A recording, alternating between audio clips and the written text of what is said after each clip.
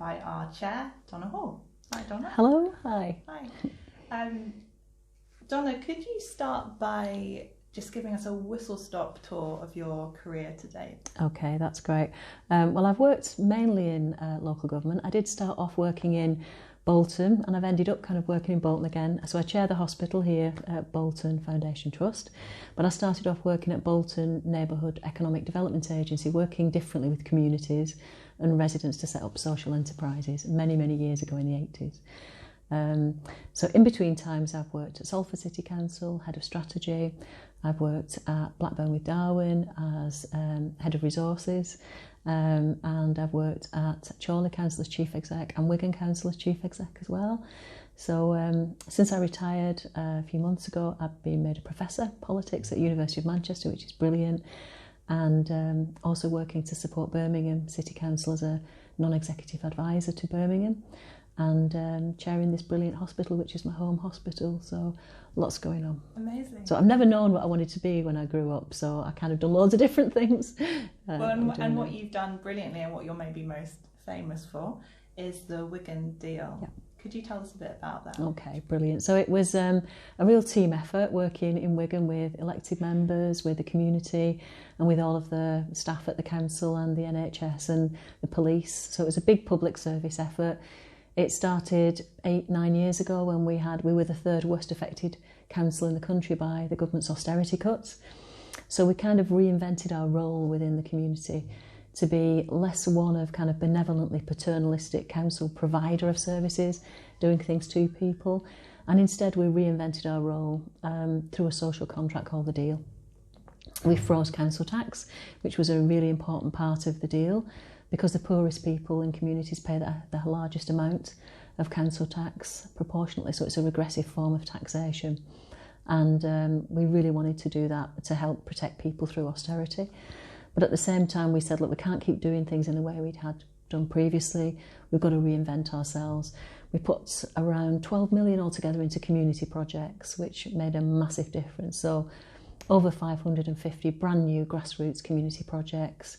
And we really invested in empowering communities to take control of their own destiny and to kind of strip needless, unnecessary demand out of the system by helping people closer to communities. We set up integrated place-based teams with public servants working together for the people in the place. So rather than working for the organisation that they were there representing, they were there for the people. And we stopped doing the processing of people that public services have kind of led us towards, as Hilary Cotton points out in Radical Help, and we moved much more towards a community paradigm way of empowering communities. We saved over 160 million. We saw resident satisfaction rise by 59%, and it was a brilliant team effort, really brilliant, really enjoyed it. And what was it that drew you personally to thinking that this sort of radical change would be a needed and good thing to do? I think all my life I've been involved in regeneration, in working differently with communities, but none of the things I've tried have kind of stuck as system changes.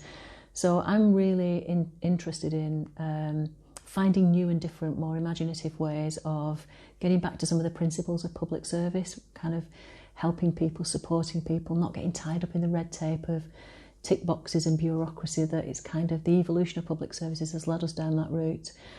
So we had the market paradigm in the 80s, and I outsourced lots of things and then brought them back in again when they didn't work.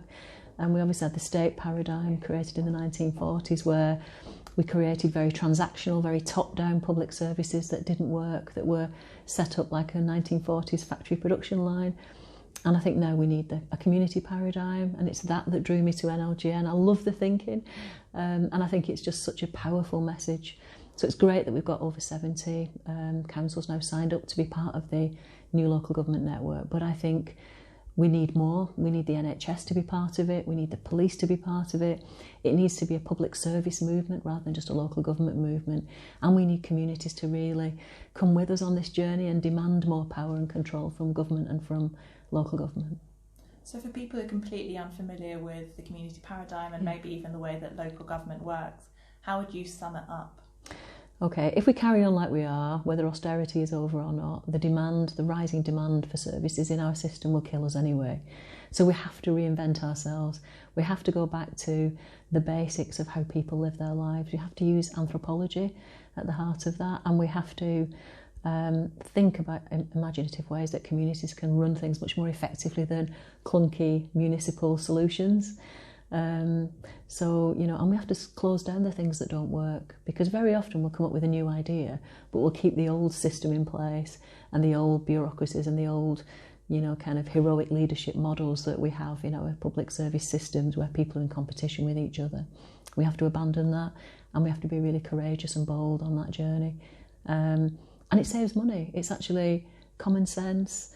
People can connect with it.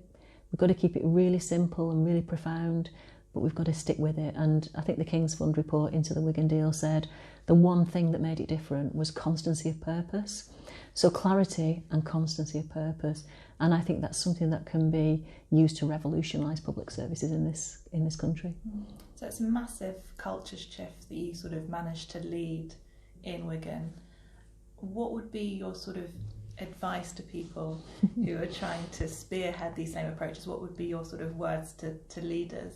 I think identify the spark plugs in the organisations that you're working with, because there will be like-minded people who want to do this, who are really passionate and enthusiastic about it and can really help you on the journey. It's very difficult at first. I found the early days in Wigan, in Chorley, in Blackburn, you know, in other places as well, where people would look at you like you were a bit bonkers. You know, you get that kind of, where are you coming from kind of thing. But eventually over time, you will find like-minded people, people who want to revolutionise the way we do things. You'll find community groups who are so happy to finally have leaders that get it, you know, because they're absolutely sick of having people come in with a big amount of money they've won in, say, single regeneration budget or whatever a pot of money it is. They'll come in, they'll implement change for a few years, and then they'll go and things just go back to how they were before. So real and lasting system change is what we need within public services. So identify the spark plug people and gather them around you.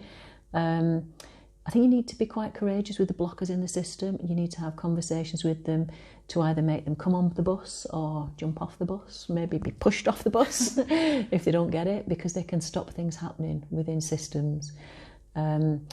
Try to get out of the drama triangle that we all get locked into. You can adopt the role of persecutor, it's all your fault, or victim, it's not my fault, it's everybody else, or rescuer. You know, very often finance people do this. Don't need to worry about transforming and revolutionising. I can fix it for another year for you. I can make it work. So we can't fall into those moulds of rescuer, persecutor or victim. We've got to all become team players working together, focusing on relationships with communities, breaking down the barriers. And I think you find it takes a while, it takes a couple of years to get it going, but once it gets going, there's a real energy and a real excitement around it. So stick with it, that's the main thing. Thank you.